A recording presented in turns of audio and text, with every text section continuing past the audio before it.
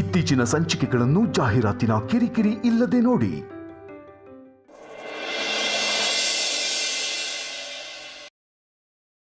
ಈ ಮನೆಯಲ್ಲಿ ನನ್ನ ಕಣ್ ತಪ್ಪಿಸಿ ಯಾರು ಏನೂ ಮಾಡೋಕ್ಕಾಗಲ್ಲ, ಗೊತ್ತಾಯ್ತಾ? ಸರಿ, ಏನು ಕರೆದಿದ್ದು?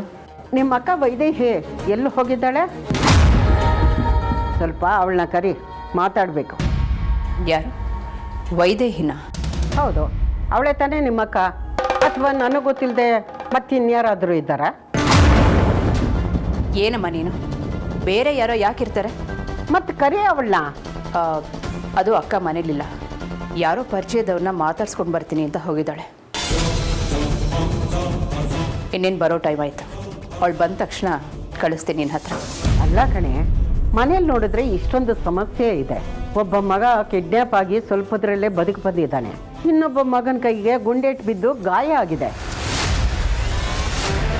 ಇವಳು ಅವ್ರ ಜೊತೆ ಇದ್ದು ಆರೈಕೆ ಮಾಡೋದು ಬಿಟ್ಬಿಟ್ಟು ಊರು ಸುತ್ತೋದಕ್ಕೆ ಹೋಗಿದ್ದಾಳಲ್ಲ, ಅವಳಿಗೆ ಸ್ವಲ್ಪನಾದ್ರೂ ಮಕ್ಕಳ ಮೇಲೆ ಪ್ರೀತಿ ಇದೆಯಾ?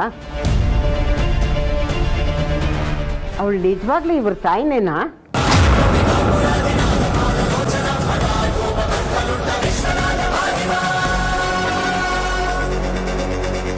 ಏನಮ್ಮ ನೀನು ಸ್ವಂತ ಮಗಳ ಮೇಲೆ ಸಂಶಯ ಪಡ್ತಾ ಇದೆಯಲ್ಲ?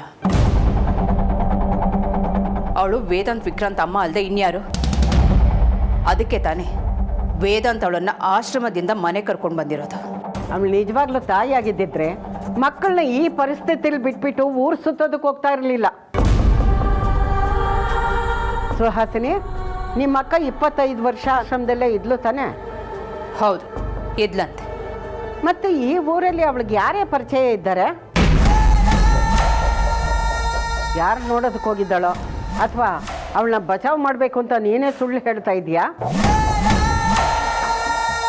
ಅಕ್ಕ ತಂಗಿ ಇಬ್ಬರು ಚೆನ್ನಾಗಿ ಸುಳ್ಳು ಹೇಳ್ತೀರ ಕಣೆ. ಸುಳ್ಳು ಹೇಳೋದು ಹೇಗೆ ಅಂತ ನಿಮ್ಮನ್ನು ನೋಡಿ ಕಲಿಬೇಕು. ಒಂದು ಮಾತು ನೆನ್ಪಿಟ್ಕೋ, ಸುಳ್ಳನ್ನ ತುಂಬ ದಿನ ಸಾಕೋಕ್ಕಾಗಲ್ಲ. ಸುಹಾಸಿನಿ, ನಿಜ ಹೇಳು, ನಿಮ್ಮಕ್ಕ ಹೇಳಿದ್ದು ಸುಳ್ಳು ತಾನೇ? ಅಮ್ಮ, ನೀನು ಹೀಗೆ ಎಲ್ಲದಕ್ಕೂ ಅನುಮಾನ ಪಡೋದು ಒಳ್ಳೇದಲ್ಲ. ಅವಳು ಆಶ್ರಮದಲ್ಲಿ ತನ್ನ ಜೊತೆ ಇದ್ದವ್ರನ್ನ ಮಾತಾಡ್ಸ್ಕೊಂಡು ಬರಕ್ಕೆ ಹೋಗಿದ್ದಾಳೆ. ನಿಜವಾಗ್ಲೂ ಆಶ್ರಮಕ್ಕೆ ಹೋಗಿದ್ದಾಳಾ? ಹೌದಮ್ಮ, ಹೋಗ್ಬೇಕಾದ್ರೆ ಹೇಳ್ಬಿಟ್ಟು ಹೋದ್ಲು.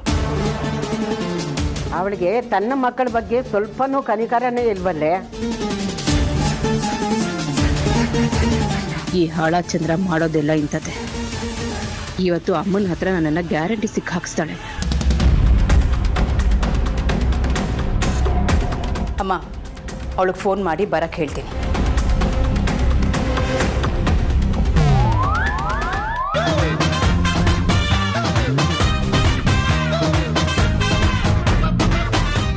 ಸಿಕ್ಕಾಕೋತೀವಿ ಅಷ್ಟೇ.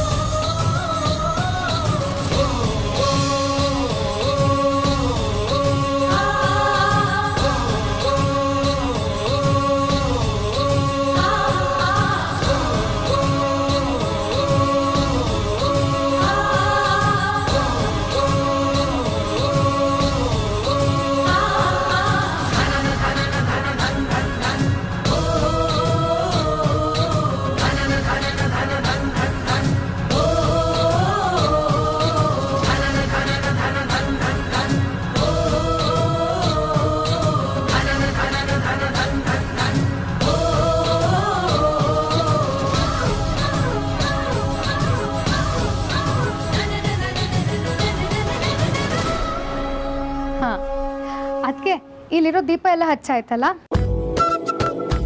ಈಗ ಹೇಳಿ, ದೀಪಾವಳಿ ಅಂದ್ರೆ ಏನು ಅಂತ ನಿಮ್ಗೆ ಗೊತ್ತಾ? ನೀನೇನು ಎಣ್ಣೆ ಸ್ನಾನ ಮಾಡೋದು, ದೀಪ ಹಚ್ಚೋದು, ಸೂಪರ್ ಆಗಿ ಹೋಳಿಗೆ ಅಡ್ಗೆ ಮಾಡಿರ್ತಾರೆ, ಅದನ್ನ ಗಡತ್ತಾಗಿ ತಿನ್ನೋದು, ಆಮೇಲೆ ಗಡತ್ತಾಗಿ ತಾಚಿ ಮಾಡೋದು, ಪಟಾಕಿ ಕೂಡ ಹೊಡೆಯೋದು. ನೀವ್ ಯಾವಾಗ್ಲೂ ಅಲ್ಲೇ ಇರಿ. ಅದಲ್ಲ ಅದಕ್ಕೆ, ಅನ್ಯಾಯದ ವಿರುದ್ಧ ನ್ಯಾಯದ ಗೆಲುವು, ದುಷ್ಟರ ವಿರುದ್ಧ ಒಳ್ಳೆಯರ ಗೆಲುವು, ಅಂಧಕಾರದ ವಿರುದ್ಧ ಬೆಳಕಿನ ಗೆಲುವು. ಅಮ್ಮು, ನಿನ್ ಬಿಟ್ರೆ ಇಡೀ ರಾತ್ರಿ ಲೆಕ್ಚರ್ ಕೊಡ್ತಾ ಇರ್ತೀಯಾ? ಸದ್ಯಕ್ಕೆ ಹೊರಡೆ ದೀಪ ಹಚ್ಬೇಕು, ಹೋಗೆಲ್ಲರೂ ಕರ್ಕೊಂಡ್ ಬರ್ತೀಯಾ? ಒಳ್ಳೇದು ಹೇಳಿದ್ರೆ ಯಾರು ಕೇಳೋದಿಲ್ಲಪ್ಪ. ಆಯ್ತು, ಆಚೆ ಇರೋ ದೀಪ ಎಲ್ಲ ಹಚ್ಬಿಡಿ ನೀವು.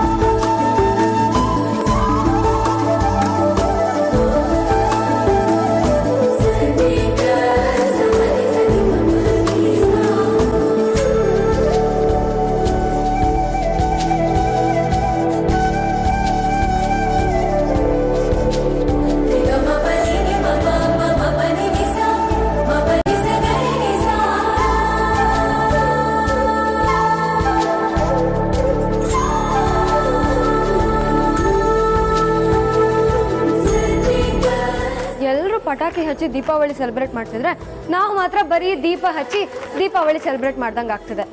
ಅಲ್ಲ ಕಣೆ, ಅಮ್ಮಂಗಂತೂ ಗೊತ್ತಾಗಲ್ಲ. ನೀನಾದ್ರೂ ಹೇಳ್ಬೋದಿತ್ತು ಅಲ್ವಾ? ಯಾಕೆ ಹಳೆ ಮುದ್ಕಿ ತರ ವಟ ವಟ ಅಂತಿದ್ಯಾ? ನಿಂಗ್ ದೀಪ ಹಚ್ಚೋದಕ್ಕೆ ಇಷ್ಟ ಇಲ್ವಾ? ಇಷ್ಟ ಇರೋದಕ್ಕೇನೆ ಪಟಾಕಿ ಬೇಕು ಅಂತ ಕೇಳ್ತಾ ಇರೋದು. ಅಲ್ಲ ಕಣೆ, ಅಪ್ಪ ಅಮ್ಮಂಗಂತೂ ಗೊತ್ತಾಗಲ್ಲ, ನಿಂಗೂ ಗೊತ್ತಾಗಲ್ವಾ? ದೀಪಾವಳಿ ದಿನ ಪಟಾಕಿ ಇಲ್ಲದೆ ಇರೋದು ಸೆಲೆಬ್ರೇಟ್ ಮಾಡ್ತಾರಾ?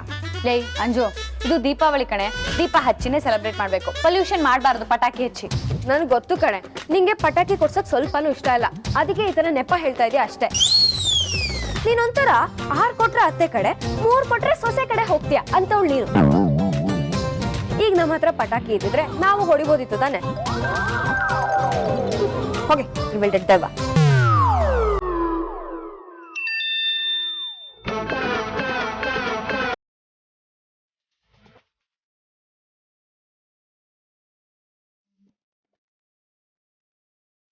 ಇವನೊಬ್ಬ ಹ್ಯಾಪಿ ದೀಪಾವಳಿ ಅಂತ. ಹ್ಯಾಪಿ ದೀಪಾವಳಿ. ಪಾಪ ಇವ್ರ ಮನೇಲಿ ಏನೋ ಹಬ್ಬ ಮಾಡ್ತಿಲ್ಲ ಅಂತ ಅನ್ಸುತ್ತೆ. ಏನು ಮಾಡಲಿ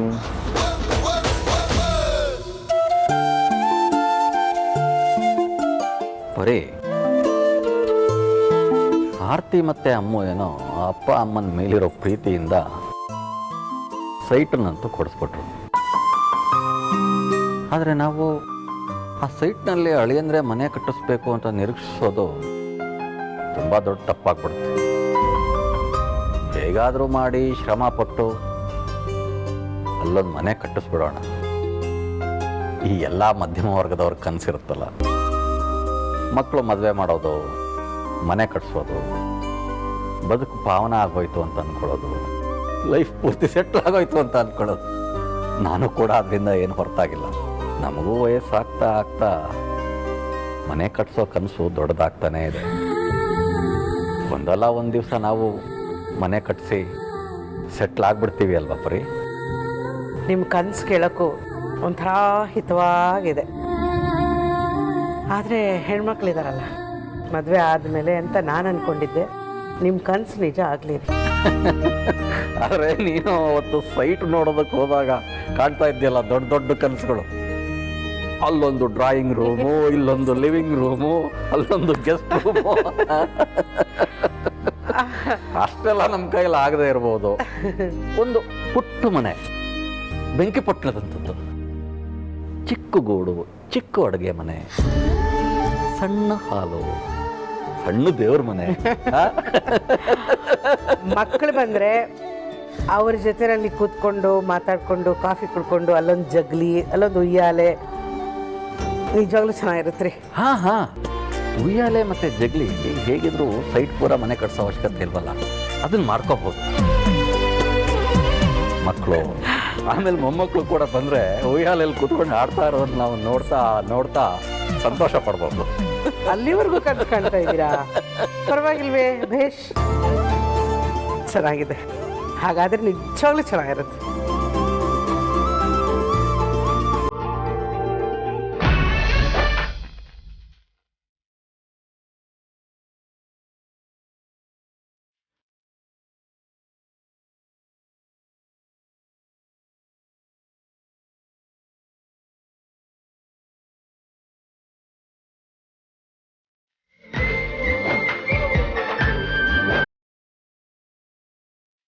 ಅಮ್ಮ ಹುಷಾರಾಗಿ ಹಚ್ಚಿ, ಯಾರಾದ್ರೂ ನೋಡಿದ್ರೆ ಕಷ್ಟ. ಸರಿ ಅಮ್ಮ.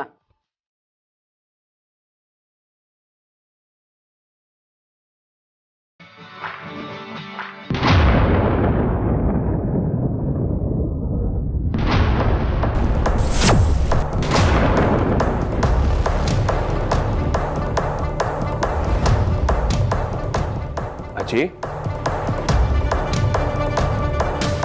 ನೀವು ದೀಪ ಹಚ್ತಿದ್ದೀರಾ?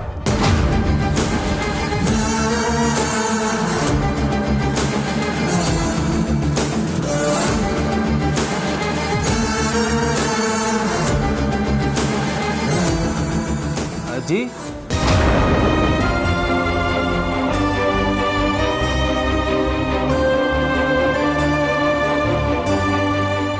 ವೇದಾಂತ, ಇಲ್ಲಿ ನಾನು ನೀವೇ ದೀಪ ಹಚ್ತಿದ್ರಿ ಅಂತ ಅನ್ಕೊಂಡೆ.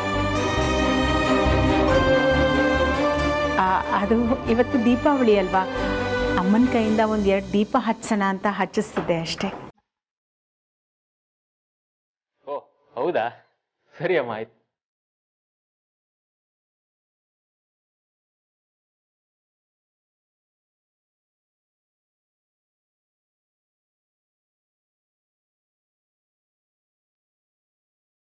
ಅಮ್ಮ, ನಿಂಗೆ ಹೇಳಿದ್ದೆ ಅಲ್ವಾ ದೀಪ ಹಚ್ಚೋದು ಬೇಡ ಅಂತ.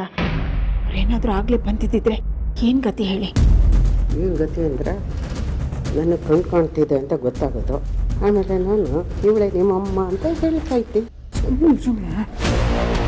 ಅಲ್ಲಮ್ಮ, ಕೊಟ್ಟನ್ನ ಗಾಳಿ ಗೊತ್ತಾಗಬಾರ್ದು ಅಂದರೆ ಗಿಡ ಮರಕ್ಕೆ ಗೊತ್ತಾಗಲ್ವಾ? ಸ್ವಲ್ಪ ಮುಂದೆ ಮಾಡೋ ಕೆಲಸನಾದ್ರೂ ಸ್ವಲ್ಪ ಜಾಗ್ರತೆಯಿಂದ ಮಾಡಿ.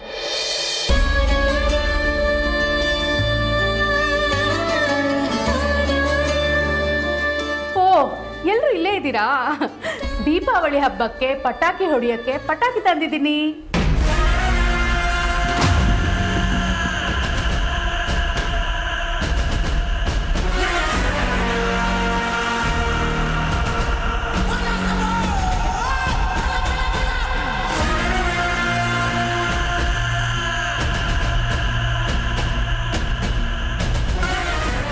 ಯಾಕೆ ಎಲ್ಲರೂ ನನ್ನನ್ನು ಈ ಥರ ನೋಡ್ತಾ ಇದ್ದೀರಾ? ಬನ್ನಿ ಪಟಾಕಿ ಹೊಡಿಯೋಣ.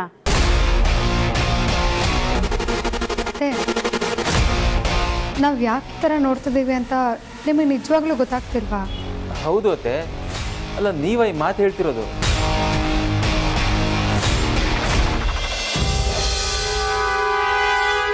ಅಲ್ಲ, ಈಗ ಏನಾಯ್ತು? ಎಲ್ಲರೂ ಇಷ್ಟು ಸೀರಿಯಸ್ ಆಗಿದ್ದೀರಲ್ಲ. ನಾನು ತಂದಿರೋದು ಪಟಾಕಿ ಅಷ್ಟೇ. ಅದನ್ನೇ ತರಬಾರ್ದಿತ್ತು ಅಂತ ಹೇಳ್ತಿರೋದು ಅತ್ತೆ. ಏನಮ್ಮ ವೈದೇಹಿ, ನಿಜವಾಗ್ಲೂ ನೀನು ನನ್ನ ಮೊಮ್ಮಕ್ಕಳನ್ನ ಹಡ್ದಿದ್ದೀಯಾ?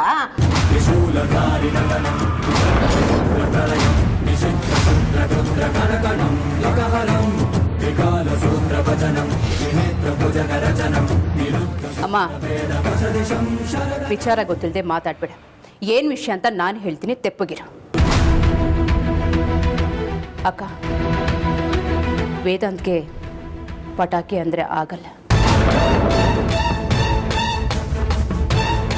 25 ವರ್ಷದ ಹಿಂದೆ ಏನಾಗಿದೆ ಅಂತ ನಿನಗೆ ಗೊತ್ತಿಲ್ಲ.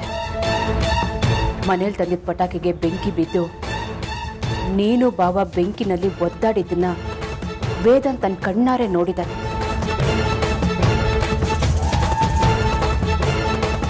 ಆಗ್ಲಿಂದನೂ ಪಟಾಕಿ ಅಂದರೆ ಹೆದರ್ತಾನೆ.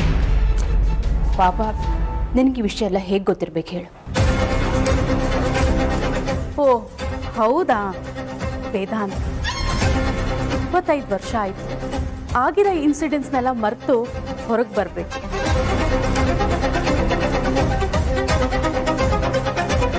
ಅದಕ್ಕೋಸ್ಕರನೇ ನನ್ನ ಪಟಾಕಿ ತಂದಿರೋದು, ಆ ನೆನಪುಗಳಿಂದ ಆಚೆ ಬರಲಿ ಅಂತ.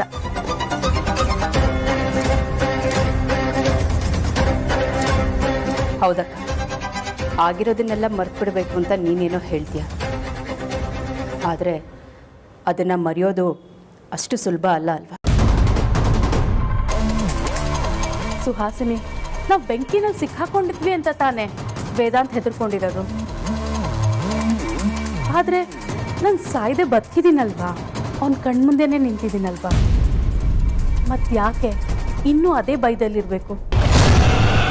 ಆ ಭಯನ ಬ್ರೇಕ್ ಮಾಡೋದಕ್ಕೋಸ್ಕರನೇ ನಾನು ಈ ಪಟಾಕಿ ತಂದಿರೋದು. ಬನ್ನಿ ಎಲ್ಲರೂ ಪಟಾಕಿ ಹೊಡೆಯೋಣ.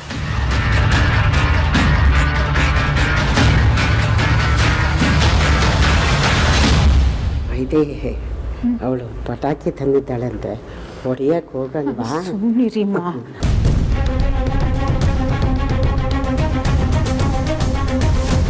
ಆಯ್ತೇನೆ. ಆಯ್ತೀರಾ ಮೇಡಮ್ ಕೊರಿಯರ್.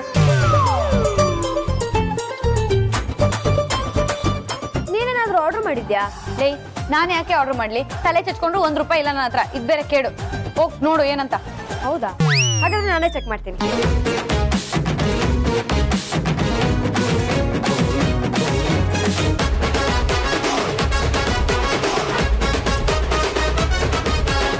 ಅಕ್ಕ ಬಾರೆ.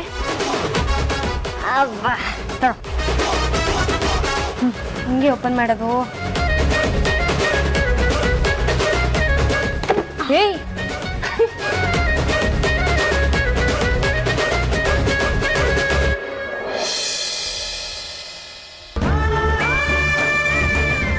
ಅರೆ ವಾ, ಪಟಾಕಿನಾ? ಯಾರೇ ಇದನ್ನ ಕಳ್ಸೋದು? ಅಯ್ಯೋ ನಮಗೂ ಗೊತ್ತಿಲ್ಲ ಕಣೆ. ಮೋಸ್ಟ್ಲಿ ಅಮ್ಮು ಅಕ್ಕ ಆರ್ತಿ ಅಕ್ಕನೇ ಇರ್ಬೋದಲ್ವಾ? ಅವರೇ ಇರ್ಬೋದು. ಬೇಗ ಬೇಗ ತೆಗಿ. ಸುರ್ಸುರ್ಬತ್ತಿ. ಎಲ್ಲ ನೀನೇ ಹಚ್ಬಿಡೋದಲ್ಲ ಈ ಸರಿನು. ನಂಗೆ ಆಟೋ ಬಂದ್ಬೇಡ, ನಂಗೆ ಸುರ್ಸುರ್ಬತ್ತಿ ಬೇಕು. ಸುಸುರ್ ಬತ್ತಿ ನಮ್ಮ ಅಮ್ಮನ ಚಿಕ್ಕಮ್ಮ ಇದ್ದಂಗಿದೆ. ಸುಸುರ್ ಬತ್ತಿ ಸುಮ್ಮನಿರ ಇಲ್ಲಿ. ಒಂದ್ ನಿಮಿಷ ಬಿಡೆ. ತಂದು ನಾನ್ ತೆಗಿತೀನಿ ಕಣೆ. ತಕೋ. ನೋಡೆ, 2 ಸೇಮ್ ಕಣೆ. ಇದ್ದಂಗೆ ಇದ್ದಂಗೆ.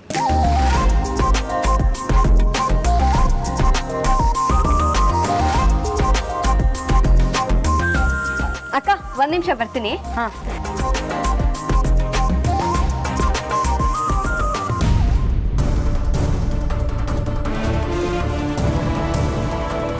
ಮೋಸ್ಟ್ಲಿ ವಿವೇಕೆ ಕಳಿಸಿರ್ಬೇಕು.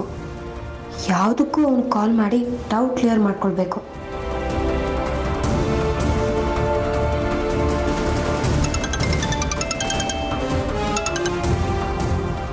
ಹಲೋ ಅಂಜಲಿ, ಹೇಳು. ಸಾರಿ ಹೇಳಿ ಅಂಜಲಿ ಅವರೇ. ನಮ್ಮ ಮನೆಗೆ ಪಟಾಕಿ ಕಳ್ಸಿದ್ ನೀನಾ? ನಾನು ಯಾಕೆ ಪಟಾಕಿ ಕಳಿಸ್ಲಿ? ನಾನಲ್ಲಪ್ಪ. ನೋಡು, ಸುಳ್ಳು ಹೇಳ್ಬೇಡ, ನಿಜ ಹೇಳು. ಪ್ರಾಮಿಸ್ ಅಂಜಲಿ, ನಾನು ಕಳಿಸಿಲ್ಲ. ಹೌದಾ? ಹಾಗಿದ್ರೆ ಇದೇ ಲಾಸ್ಟ್. ಇನ್ನೊಂದ್ಸಲ ನಿನ್ ಜೊತೆ ಮಾತಾಡಲ್ಲ. ಅಂಜಲಿ 1 ನಿಮಿಷ. ಪಟಾಕಿ ಕಳ್ಸಿದ್ ನಾನೇ. ಸಾರಿ, ಕಳ್ಸಿದಲ್ಲ, ತಂದ್ಕೊಟ್ಟಿದ್ ನಾನೇ. ಅಂದ್ರೆ ಕೊರಿಯರ್ ಬಾಯ್ ಗೆಟಪ್ ಅಲ್ಲಿ ಬಂದಿದ್ದು ನೀನೇನಾ? ನಾನೇ. ಅಯ್ಯೋ ಹೌದಾ? ನಾನು ಬೇರೆ ಯಾರೋ ಅನ್ಕೊಂಡು ನಿನ್ ಮುಖನೂ ಸರಿಯಾಗಿ ನೋಡಿಲ್ಲ. ಅದ್ ಸರಿ, ನೀನ್ ಯಾಕೆ ನಮಗೆ ಪಟಾಕಿ ತಂದ್ಕೊಟ್ಟೆ? ನಿನ್ಗೆ ಗೊತ್ತಾಯ್ತು ನಮ್ಮ ಮನೆಗೆ ಪಟಾಕಿ ತಂದಿಲ್ಲ ಅಂತ? ಅದೇ ನಾನು ನಿಮ್ಗೆ ಮೆಸೇಜ್ ಮಾಡಿದಾಗ ನೀವು ಕರೆಕ್ಟಾಗಿ ರಿಪ್ಲೈ ಮಾಡಲಿಲ್ಲ. ನೀವೇನೋ ಮನೇಲಿ ಹಬ್ಬ ಮಾಡ್ತಿಲ್ಲ ಅಂತ ಅಂದ್ಕೊಂಡು ನಾನೇ ಪಟಾಕಿ ತಂದ್ಕೊಟ್ಟೆ ಅಷ್ಟೆ. ಈಗ ವಿಷಯ. By the way, thank you. Happy Deepavali. Happy Deepavali. ಏನಿಲ್ಲ, ಬಾಯ್ ಬಾಯ್.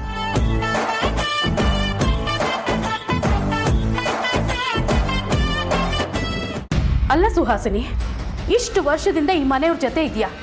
ಅವ್ರ ಬಗ್ಗೆ ಎಲ್ಲ ಚೆನ್ನಾಗಿ ತಿಳ್ಕೊಬಾರ್ದ? ವೇದಾಂತಿಗೆ ಪಟಾಕಿ ಆಗಲ್ಲ ಅಂತ ಒಂದು ಮಾತಾದ್ರೂ ಹೇಳ್ಬೇಕಾಗಿತ್ತು.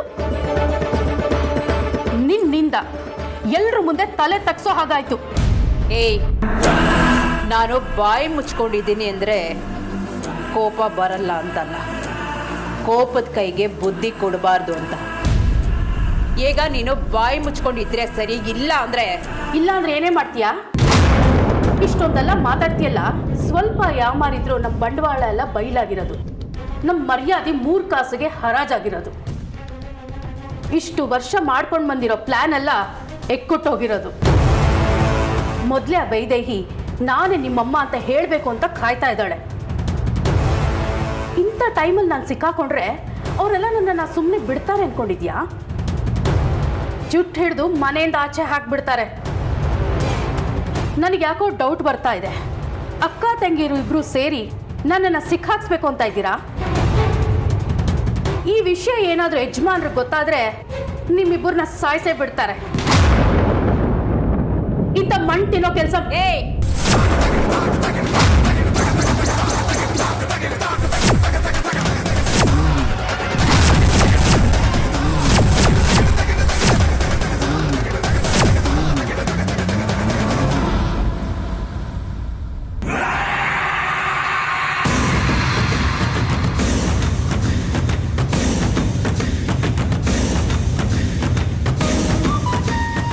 ನನ್ನನ್ನು ನಿನ್ನ ಹಾಗೆ ಅಂದ್ಕೋಬೇಡ. ನನಗೆ ಡಿಗ್ನಿಟಿ ಅನ್ನೋದಿದೆ. ಎಲ್ಲದಕ್ಕಿಂತ ಹೆಚ್ಚಾಗಿ ಏನು ಮಾಡಬೇಕು ಅಂತ ನೀನು ನನಗೆ ಹೇಳಕ್ಕೆ ಬರಬೇಡ. 25 ವರ್ಷದಿಂದ ನೀವು ಹೇಳ್ದಾಗೆ ನಿಯತ್ತಾಗಿ ಕೆಲಸ ಮಾಡ್ಕೊಂಡು ಬರ್ತಿದ್ದೀನಿ ಅಂದರೆ ನನ್ನ ನಿಯತ್ ಏನು ಅಂತ ನೀವು ಚೆನ್ನಾಗಿ ಅರ್ಥ ಮಾಡ್ಕೋಬೇಕು. ಅದನ್ನು ಬಿಟ್ಟು ಸಿಕ್ಕಾಕ್ಸ್ತಿದ್ದೆ ತಗ್ಲಾಕ್ಸ್ತಿದ್ದೆ ಅಂತ ಹೇಳೋದಲ್ಲ. ಹಾಗೇನಾದರೂ ಮಾಡೋ ಹಾಗಿದ್ದಿದ್ರೆ ಯಾವತ್ತೋ ಮಾಡ್ತಿದ್ದೆ. ನಿನಗೆ ನನ್ನ ಮೇಲೆ ನಂಬಿಕೆ ಇಲ್ಲ ಅಂದರೆ ಏನು ಮಾಡಬೇಕು ಅದನ್ನು ಹೇಳು, ಅದನ್ನೇ ಮಾಡ್ತೀನಿ.